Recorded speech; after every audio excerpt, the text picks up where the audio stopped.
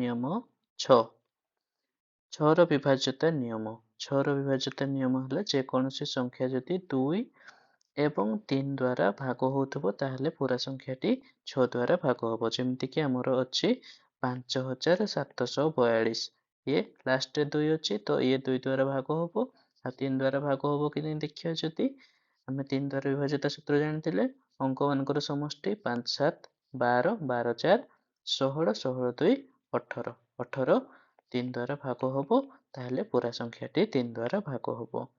7ର ନିୟମ 7ର ନିୟମ ହେଲା କ'ଣ ନା ଅଙ୍କର ସଂଖ୍ୟାର ଏକକ ଘରର ଅଙ୍କକୁ 2 ଦ୍ୱାରା ଗୁଣନ କରି ବାକି ସଂଖ୍ୟାରୁ ବିୟୋଗ କରିବା। ଯେମିତି ହେଲା ଆମର 6772 ଏକକ ଘରେ 2 ଅଛି 2କୁ ଆମେ 2 ଦ୍ୱାରା ଗୁଣନ କରିବା ହେବ 4। ଏଇ 4 ଯୋଉ ବାହାରିଲା ତାକୁ ବାକି ସଂଖ୍ୟା ଅଛି ଏତିକି ସେଇଠୁ ଆମେ ତାକୁ ବିୟୋଗ କରିବା ତାହେଲେ ହେବ ଆମର 63 63 7 ଦ୍ୱାରା ଭାଗ ହେବ ତାହେଲେ ପୁରା ସଂଖ୍ୟାଟି 7 ଦ୍ୱାରା ଭାଗ ହେବ।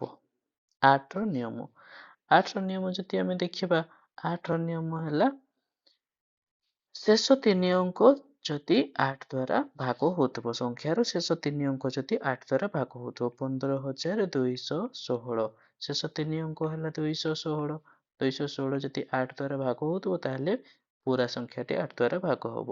ତାହେଲେ ଦେଖିବା 8 ଦୁଣେ ହେଲା 16 16 ହେଲେ 5 ଆଉ ରହିଲା 6 8 7 ହେଲା 56 ତାହେଲେ ହେଲା 0 ତାହେଲେ ପୁରା ସଂଖ୍ୟାଟି ଆମର 8 ଦ୍ୱାରା ଭାଗ ହେବ।